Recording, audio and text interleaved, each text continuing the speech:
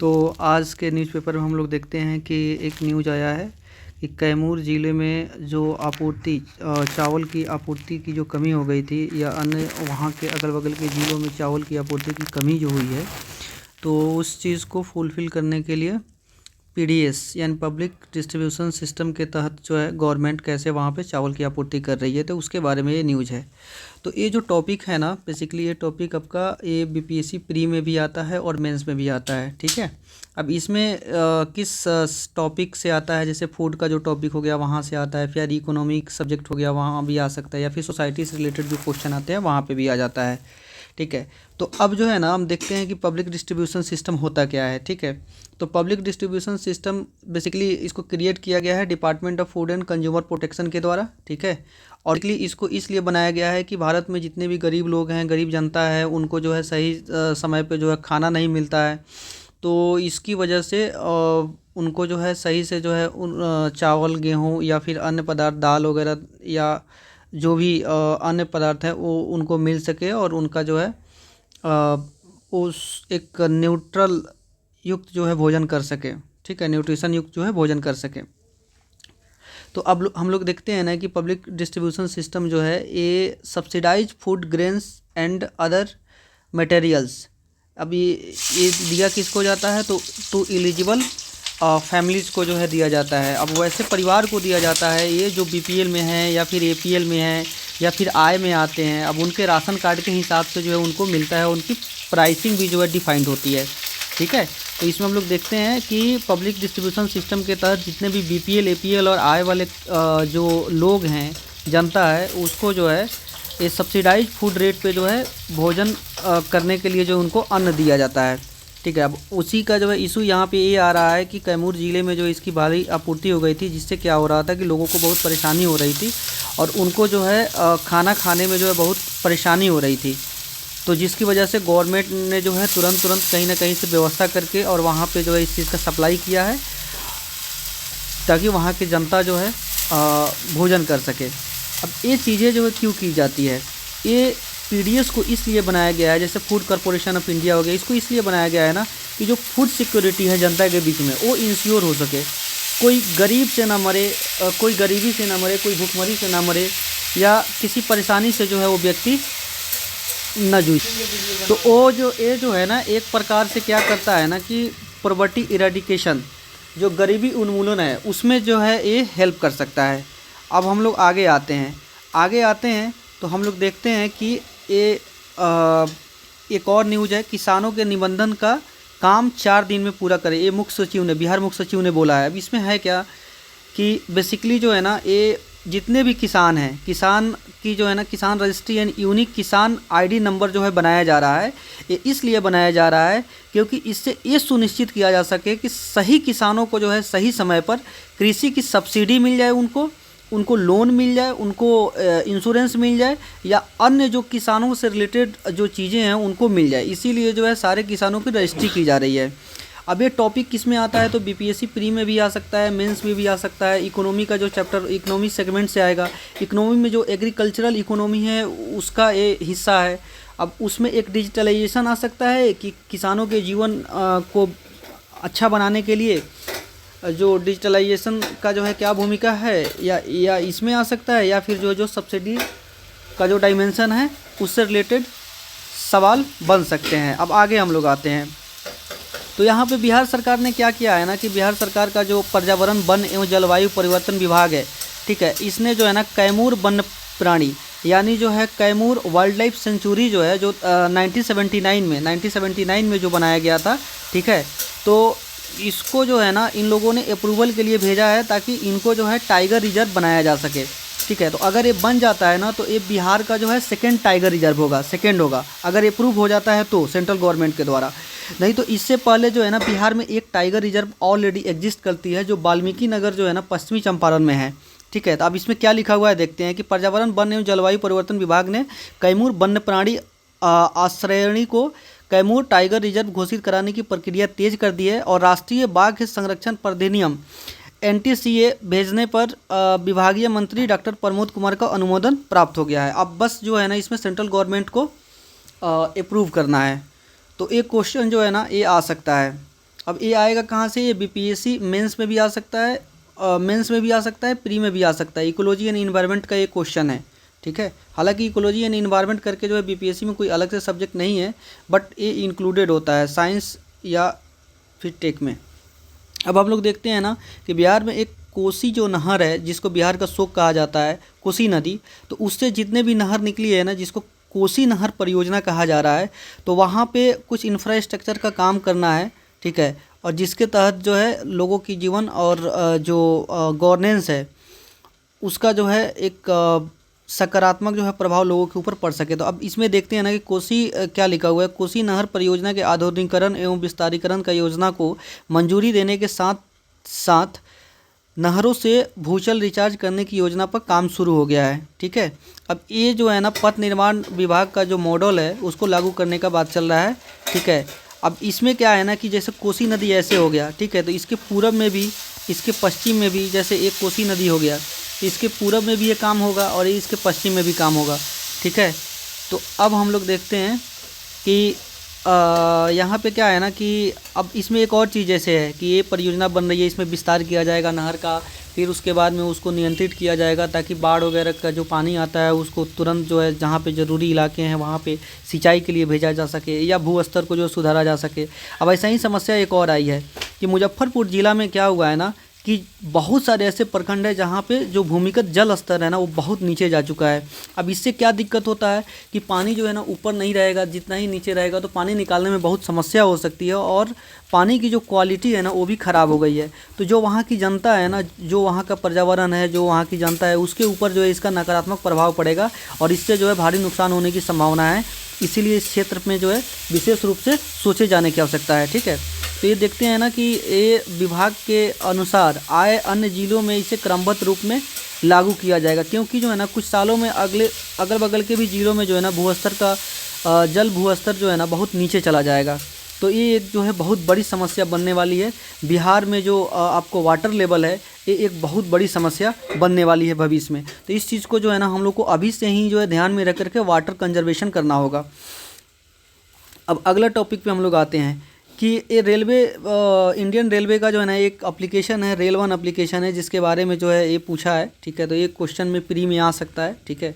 तो ये एप्लीकेशन जो है ना टिकट बुकिंग ऐप है, जिससे जो है आप टिकट बुक कर सकते हैं या फिर जो है और भी अन्य सुविधाएं हैं जो IRCTC और इंडियन रेलवे के द्वारा प्रोवाइड कराया जाता है, वो भी है।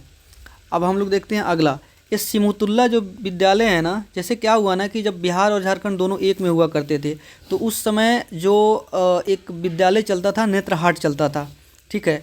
तो जब बिहार और झारखंड का विभाजन हुआ ना सन 2000 में, उसके बाद में नेत्रहाट जो है चला गया झारखंड के पास में। तो अब बिहार गवर्नमेंट को जो है ना एक वैसे ही उसी तर्ज पे जो है एक आदर्श विद्यालय बनाने की आवश्यकता पड़ी। तो इन लोगों ने जो है ना सिमुतुल्ला आवासीय विद्यालय बनाया जो नेत्रहाट के बाद बना, ठीक है। अब इसको बनाया क्यों गया, तो सबसे पहले जो है ना जो एजुकेशनल गैप क्रिएट हो रहा था ना कि शहरी बच्चों में और देहात के बच्चों में जो पढ़े लिखे जो है धनी बच्चे होते थे और जो गरीब परिवार से आने वाले थे, तो एजुकेशन क्वालिटी का एक बहुत बड़ी समस्या रहा है बिहार में। तो इसी के चलते जो है ना इस चीज़ को गैप को फिल करने के लिए सिमुतुल्ला आवासीय विद्यालय का निर्माण कराया गया। और इससे क्या होता है ना कि जो आपके रूरल टैलेंट है उसको जो है आगे फ्रंट पे लाया जाता है, ताकि जो है वो शहरी बच्चे जो आर्थिक स्थिति जिनकी मजबूत है उनसे के साथ में जो है ना ये टक्कर दे सके, उनके जो है लेवल में आ सके। तो ये चीज़ें हैं, ठीक है। और उनको जो है ना IIT JEE मेंस एम्स वगैरह की तैयारी कराया जाता है विशेष रूप से इस विद्यालय में, ताकि जो है वो अगले पायदान पर आकर के जो है और आगे की शिक्षा जो है प्राप्त कर सके। तो ये चीज़ें हैं, जैसे सेंट्रल गवर्नमेंट का नवोदय विद्यालय हो गया, सैनिक विद्यालय हो गया, विशेष उद्देश्य से जो है इनको बनाया गया है। वैसे ही बिहार सरकार ने जो है स्पेशल स्कूल बनाया हुआ है। अब इसमें देखते हैं ना किसका काम क्या है कि to provide world class full residential education for talented rural and unprivileged student. वैसे स्टूडेंट जो अनप्रिविलेज रहे हैं हमेशा से, वैसे स्टूडेंट जो SC ST रहे हैं, OBC रहे हैं, जो और जो टैलेंटेड जो ग्रामीण बच्चे हैं उनको जो है एक क्वालिटी एजुकेशन प्रोवाइड कराई जाए, इसके लिए जो है इस विद्यालय का निर्माण कराया गया है सरकार के द्वारा। अब आगे हम लोग आते हैं कि NCERT के द्वारा क्या किया गया है ना कि एक राष्ट्रीय समृद्धि प्रतियोगिता जो है 2025 में जो है ना आयोजित किया गया था, ठीक है, जिसमें जो है ना बिहार राज्य का जो है प्रतिनिधि करने के लिए कुछ शिक्षक गए हुए थे, ठीक है। और ये जो है ना 27 से 29 जनवरी जो है के बीच में जो है क्षेत्रीय शिक्षा संस्थान भुवनेश्वर में आयोजित सॉरी ये 2026 में होने वाला है, आयोजित किया जाने वाला है। ठीक है, तो ये चीज़ें हो गई। अब इसमें कौन कौन गया है उतना इम्पोर्टेंट नहीं है।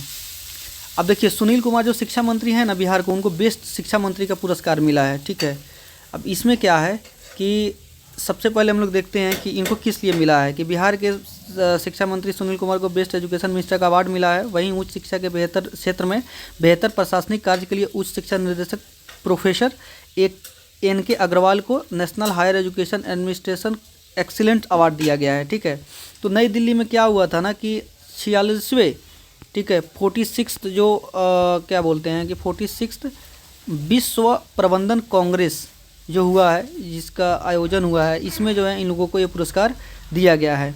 ठीक है, अब ये सम्मान जो है ना बेसिकली किस लिए दिया गया है कि शिक्षा सुधार, गुणवत्ता शिक्षक, नीति आधारित नवाचारों की दिशा में किए जा रहे प्रयासों के लिए है। ठीक है, सम्मान समारोह के बाद उच्च शिक्षा निदेशक ने कहा कि राष्ट्रीय शिक्षा नीति को बिहार सरकार द्वारा व्यवहारिक रूप से लागू किया जा रहा है। तो ये सारी चीज़ें हो गई। अब इसमें क्या है ना कि निश्चय 3 के तहत जो है ना राज्य के पुराने और प्रतिष्ठित शिक्षण संस्थानों को सेंटर ऑफ एक्सीलेंस में के रूप में जो है विकसित किया जा रहा है। ये हम लोग कल भी पढ़े हुए थे। ठीक है, साथ ही नई एजुकेशन सिटी के निर्माण एवं विकास को सरकार ने अपनी प्रमुख प्राथमिकताओं में शामिल किया है। तो अब हम लोग जो है ना यहाँ पे 7 निश्चय की जो बेसिकली बात की गई है। ठीक है, तो हम लोग 7 निश्चय के बारे में हम लोग देख लेते हैं। तो नीतीश कुमार का ना ये सबसे ज़्यादा वो प्रोजेक्ट रहा है, मतलब सबसे ज़्यादा इन्होंने इस पे ध्यान दिया है। अब 7 निश्चय में क्या है ना कि पहले 7 निश्चय ना इसके 3 पार्ट हैं। एक तो पार्ट 1 2015 से 20 तक आया था, फिर 2020 से 25 आया था, फिर 2025 से 30 आया हुआ है। तो पार्ट 1 में हम लोग देखते हैं ना कि पहला जो जैसे 7 निश्चय में जो है ये नाम से ही स्पष्ट हो रहा है कि 7 जो है नीतीश कुमार का क्या 7 निश्चय है कि बिहार का विकास कैसे करना है। तो ये देखते हैं।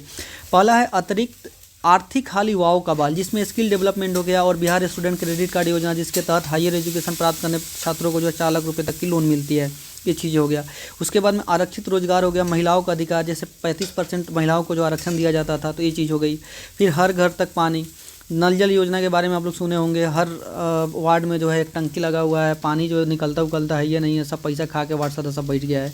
ठीक है, हर घर बिजली लगातार, अब सारे बिहार के जितने भी जो है हाउस होल्ड्स हैं सबको जो है इलेक्ट्रिसिटी कनेक्शन प्रोवाइड कराया जा रहा है। उसके बाद में जो है हर घर में जो है शौचालय का निर्माण करवाना है। अब पंचायत वेब सीरीज़ में आप लोग नहीं देखे हैं कि वो लेटरिंगवा के लिए क्या विनोदवा जो है कैसे कैसे क्या क्या करता है, तो ये सब सीन है। ठीक है, उसके बाद में जो है टॉयलेट मूवी भी आया था, शौचालय के ऊपर ही आया था। तो ऐसी सारी चीज़ें हैं कि शौचालय बनाना जो है एक परिवार के लिए और एक समाज के लिए कैसे एक प्राउड का सब्जेक्ट होता है और क्यों ज़रूरी है, एक बहुत ज़रूरी चीज़ है। उसके बाद में हर घर तक पक्की गली नाली ये बनाने की बात हुई थी। फिर अवसर बड़े आगे पढ़ें। ठीक है, एक कॉलेज इस्टेब्लिशमेंट की बात हो रही थी कि मेडिकल कॉलेज, उसके बाद में जो इंजीनियरिंग कॉलेज वगैरह बनाने की बात हो रही थी, वो सारी चीज़ों का निर्माण हुआ। फिर 2020 से 2025 का फेज आया जो 7 निश्चय भाग 2 में।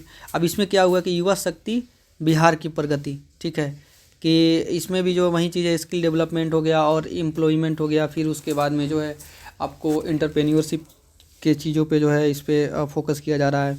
फिर उसके बाद में सशक्त महिला, सक्षम महिला का जो सशक्तिकरण, वुमन एम्पावरमेंट हो गया, इसकी बात की गई है। फिर उसके बाद में हर खेत तक सिंचाई का पानी। अब इसमें जो है ना एग्रीकल्चर इरिगेशन की बात हो रही है ताकि जो है किसानों की जो है आर्थिक स्थिति और जो उनकी स्थिति है उसमें सुधार लाया जा सके। ठीक है, उसके बाद में स्वच्छ गांव समृद्ध गांव, ये यहाँ पे जो है इस सैनिटेशन की बात हो रही है कि कैसे जो है जब गंदगी रहती है तो गंदगी से जो भी विभिन्न प्रकार की बीमारियाँ होती हैं, तो उस चीज़ को जो है क्लियर करने के लिए अब जैसे भारत सरकार की भी जो है एक योजना चल रही है, कमेंट में बताइए। ठीक है, उसके बाद में जो है ये स्वच्छ गाँव समृद्ध गाँव की जो है बात चल रही है। स्वच्छ शहर, उसके बाद में स्वच्छ शहर विकसित शहर जो हो गया, ये सैनिटेशन की बात हो रही है। फिर जो है सुलह संपर्क हो गया कि जैसे कनेक्टिविटी हो गया कि जो गांव की नली की गली की जो रोड है उसको जो है मेन रोड से कैसे जोड़ना है। उसके बाद में सबके लिए जो है आरक्षित स्वास्थ्य मुहिम चलाया जा रहा है। अब इसमें क्या है ना कि जैसे स्वास्थ्य वगैरह विशेष रूप से कुछ ऐसे जो है स्प्रेडेबल डिजीज़ हैं, कुछ स्प्रेडेबल डिजीज हैं, संक्रामक रोग और असंक्रामक रोग, तो उनके लिए जो है अलग अलग जो है देखभाल की जो है बात की जा रही है कि कैसे जो है उनको दवा प्रोवाइड कराना है, कैसे उनको जो है सुधार में लाना है, ये सारी चीज़ें। अब उसके बाद में हम लोग देखते हैं ना कि ये बच्चों में जो है ना साइंटिफिक टेम्परामेंट, ठीक है, बच्चों को जो है एक ऐसी शिक्षा दी जाए जिससे जो है उनके अंदर साइंटिफिक टेम्परामेंट डेवलप हो, ठीक है, एक वैज्ञानिक दृष्टिकोण डेवलप हो। हम लोग देख रहे हैं ना कि पूरी दुनिया में जो है साइंटिफिक टेम्परामेंट की बात हो रही है, और नेहरू जी ने भी जो है साइंटिफिक टेम्परामेंट जो को लेकर के चला था एजुकेशन में। दैट्स वाई जो है इंडिया ने जो है कितना ग्रोथ किया। वहीं जो है रिलीजियस टेम्परामेंट को जो है पाकिस्तान लेकर के चला था, उसमें जो है कोई उतनी डेवलपमेंट वगैरह नहीं हुई। तो ये सारी चीज़ें हैं। तो यही बेसिकली बोला जा रहा है कि कैसे साइंटिफिक टेम्परामेंट को जो सोसाइटी और बच्चों के अंदर जो है इम्प्लीमेंट किया जाए ताकि जो है बच्चे विकास कर सकें, ठीक है। अब जैसे आप अमेरिका में देखते हैं या फिर जो है आप इजराइल में देखते हैं कि साइंटिफिक टेम्परामेंट पे जो है ज़्यादा फोकस किया जाता है, तो वो सब देश जो है कितना आगे है, जैसे चाइना हो गया, जैसे जापान हो गया, ये सारी देश है। तो अब उसके बाद में आ रहे हैं कि उत्कृष्ट बाल वैज्ञानिकों का सम्मान किया जाने वाला है आज, ठीक है। तो इसमें क्या लिखा हुआ है कि 2 दिवसीय द्वितीय बिहार बाल विज्ञान शोध कार्यक्रम 2025 का शुभारंभ हुआ है, ठीक है। साइंस फॉर सोसाइटी की ओर से एनसीईआरटी और श्री कृष्ण विज्ञान केंद्र के सहयोग से जो है इस चीज़ का आयोजन किया गया है, ठीक है। अब इसमें क्या है ना कि 51 शोध परियोजनाओं का मूल्यांकन किया जाएगा। बेहतरीन प्रदर्शन करने वाले वैज्ञानिकों को बुधवार को सम्मानित किया जाएगा, ठीक है। अब ये सारी चीज़ें हैं। तो अब यही सब इसमें बात हो रहा है कि जो कैसे बच्चों का सिलेक्शन वगैरह होगा और उसके लिए जो है आगे कैसे उनको पुरस्कार दिया जाएगा, ठीक है। अब हम लोग आते हैं यहाँ पे देखते हैं कि पटना कलाम पेंटिंग के बारे में हम लोग जानते हैं। ये बीपीएससी का जो है ना प्री और मेंस दोनों का है टॉपिक है, आर्ट एंड कल्चर में आता है। जैसे मधुबनी पेंटिंग के बारे में आप लोग जानते हैं, वैसे ही पटना कलाम पेंटिंग हो गया। फिर उसके बाद में जो मॉडर्न एंड पाल आर्ट्स हो गया। अब पटना कलाम पेंटिंग का जो फोटो देख लीजिए, यही पटना कलाम पेंटिंग है। दैनिक जीवन से रिलेटेड होता है, जो रियल लाइफ हो ना उससे रिलेटेड होता है पटना कलाम पेंटिंग, जिसमें जो है दैनिक जीवन को दर्शाया जाता है, ठीक है। अब उसके नीचे हम लोग आते हैं कि जैसे ये हेल्थ की बात हो रही है, ये सबसे इम्पोर्टेंट है, मोस्ट इम्पोर्टेंट जो है आज का न्यूज़ ये है। ये बीपीएससी जो है ना प्री और मेंस दोनों में आता है। ये बायोलॉजी में जो है मेडिसिन एंड डिजीज़ के अंतर्गत में आता है, ठीक है। तो इसमें क्या होता है कि जैसे हम लोग देख लेते हैं ओवरव्यू। एक तो नकली कफ सिरप, जैसे हम लोग जानते हैं कि एमपी में क्या हुआ था कि नकली कफ सिरप से बहुत सारे बच्चों की मौत हो गई थी। उसमें जो है एक मैडम भी जेल गई हुई हैं, एक डॉक्टर थी वो जेल गई हुई हैं। उसके बाद में जो है दिल्ली में हम लोग देखते हैं कि कैसे वायु प्रदूषण जो है ना, खांसी और फेफड़े की बीमारी वगैरह जो है, और फिर दमा कैसे लोगों के अंदर जो है ये सब बीमारी हो रही है, ठीक है। अब वहीं दिल्ली के तर्ज पे भी पटना में जो इतना पोल्यूशन है, तो जो आने वाले समय में पटना का भी हम लोग न्यूज़ देखेंगे, ठीक है। तो पटना को जोड़ करके इस चीज़ को देखिए। उसके बाद में हम लोग देखते हैं कि इंडियन हेल्थ सिस्टम, जो हेल्थ की बात हो रही है, हेल्थ न्यूज़ में जो है भारतीय पारंपरिक जो चिकित्सा है, जैसे आयुर्वेद हो गया, प्राकृत हो गया, यूनानी हो गया, सिद्धा हो गया जो दक्षिण भारत का है, फिर योगा हो गया जो भारत का है, होम्योपैथी जो यूरोप का है, और आपको यूनानी जो यूनान का है। तो ये सारी चीज़ों को लेकर के जो है सेंट्रल गवर्नमेंट ने जो है क्या एक मीटिंग किया था वर्ल्ड हेल्थ ऑर्गेनाइजेशन से कोलैबोरेट करके, उस चीज़ को हम लोग देखते हैं। तो आइए इसको हम लोग देखते हैं थोड़ा डिटेल में। तो वहीं बोल रहा है कि नकली कफ सिरप, इसमें बेसिकली जो है ना 2025 में जो है हेल्थ से रिलेटेड क्या क्या चीज़ें हुई हैं इसके बारे में दिया गया है। तो एक तो जो है नकली कफ सिरप की चर्चा हुई है कि कैसे रेगुलेटरी अथॉरिटी की जो है कमी के चलते जो है इतने सारे बच्चों की मौत हो गई। तमिलनाडु की जो है कोई कंपनी थी दवा बनाने वाली, और एमपी में उसका सप्लाई था, जिसके चलते जो है बहुत सारे बच्चे मर गए। फिर उसके बाद में दिल्ली में वायु प्रदूषण का जो स्थिति है उसके बारे में बता रहा है, ठीक है, कि भारत ने पारंपरिक चिकित्सा पर विश्व स्वास्थ्य संगठन के साथ मिलकर दूसरे विश्व सम्मेलन की मेज़बानी की, जो बहुत बड़ी बात है, ठीक है। जो दिल्ली में अभी रिसेंटली हुआ था ना, वो दूसरा विश्व सम्मेलन था। अब इस पूरे साल देश के स्वास्थ्य क्षेत्र में डिजिटल हेल्थ इंटीग्रेशन और एआई का इस्तेमाल बढ़ते देखा गया। इस साल क्या हुआ है कि डिजिटली जो है, जो डिजिटलाइजेशन है हेल्थ सेक्टर में आया है, फिर एआई का इस्तेमाल हुआ है। अब इस संजीवनी जो है, जहाँ पे फ्री में जो है आप डॉक्टर को दिखा सकते हैं, पूरे देश के किसी भी डॉक्टर को। फिर उसके बाद में टेली मेंटल हेल्थ सर्विसेज जो सर गवर्नमेंट ने जो लेकर के आया है, तो उस चीज़ का जो है उस चीज़ का प्रसार हम लोग देखते हैं। जैसे डिजिटल मंचों को ग्रामीण और दूर दराज के इलाकों में प्रसारित करने की कोशिश की गई है। तो डिजिटलाइजेशन बढ़ेगा तो ये बेसिक सी बात है कि दूर दराज और जो दूर दूर के क्षेत्र हैं वहाँ पे जो है हेल्थ सेक्टर तुरंत पहुँचेगा। इसी प्रकार मलेरिया की में तेज़ी से कमी आई है। एक अचीवमेंट है कि मलेरिया में बहुत कमी आई है। 2017 से 2023 के बीच में इस बीमारी में 69% सबसे ज़्यादा जो है डेथ रेट है, और मृत्यु में 68% की गिरावट देखी गई है, इतना गिरावट देखा गया है, भारत ने इतना अचीवमेंट कर लिया है, बहुत बड़ी बात है अपने आप में। फिर उसके बाद में देखते हैं कि टीबी जैसी संक्रामक बीमारियों में कमी तो आई है, पर डायबिटीज़, हृदय रोग और मोटापा और कैंसर जैसे असंक्रामक रोग तेज़ी से बढ़े हैं, तो ये एक समस्या है। फिर उसके बाद में देखते हैं कि स्वास्थ्य बीमा प्रीमियम से जो है ना जीएसटी हटाने से लाखों परिवारों को जो है सहूलियत हुई है। अब प्रीमियम जो है कम में पड़ेगा तो ज़्यादा लोग जो है इस चीज़ को लेंगे और इससे जो है लोगों को ही फ़ायदा है। विश्व स्वास्थ्य संगठन के जरिए आयुर्वेद, सिद्ध, यूनानी पद्धति को अंतर्राष्ट्रीय पहचान मिलना पारंपरिक दवाओं को व्यापक बनाने के लिए भारत सरकार का प्रयास का नतीजा है। ठीक है, उसके बाद में हम लोग देखते हैं कि कुछ चीज़ें ऐसी हैं, ठीक है, जिस पे जो है अभी गवर्नमेंट को काम करने की ज़रूरत है। जैसे अस्पतालों को पोस्ट हॉस्पिटल केयर और घर पर ही इलाज करवाने की घर पर ही इलाज के लिए सुविधा देने की ज़रूरत है, ताकि डायबिटीज़ या हाई बीपी जैसी बीमारियों के मरीजों को अस्पताल नहीं जाना पड़े। अच्छा, घरेलू लोगों को भी घरेलू स्तर पर कुछ आदतें बना लेनी चाहिए, जैसे वे अस्वास्थ्यकर वसा, नमक और चीनी युक्त भोजन कम करें और नियमित व्यायाम करें और पर्याप्त नींद ले, तो इससे जो है बीमारी काफ़ी कंट्रोल होता है। योगा वगैरह जो है ये काफ़ी इम्प्रूव करता है।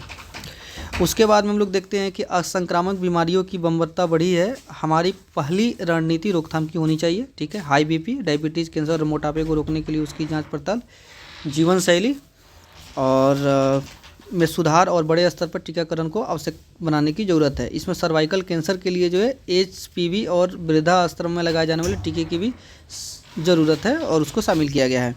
अब मेटाबॉलिज्म से जो है कुछ चुनौती है, उससे निपटने के लिए जीवन शैली में बदलाव और सार्वजनिक स्वास्थ्य की भी ज़रूरी है।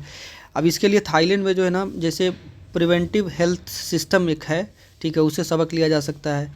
इतना ही नहीं, प्राथमिक स्वास्थ्य केंद्रों के माध्यम से कैंसर की रोकथाम की असर की पहल को बड़े पैमाने पर अपनाने की ज़रूरत है। तो बेसिकली जो है यहाँ पे प्राइमरी हेल्थ सेक्टर में अवेयरनेस की बात हो रही है। फिर उसके बाद 2025 में एक नई दवा लेनाकापावीर टीका आया है, जो साल में 2 बार लगाने से HIV संक्रमण को रोका जा सकता है। अभी हम लोग समस्तीपुर में देख रहे हैं, सीतामढ़ी में देख रहे हैं कि HIV के जो है कितने सारे केसेस आए हुए हैं, तो इस चीज़ को लेकर के भी जो है ध्यान देने की ज़रूरत है।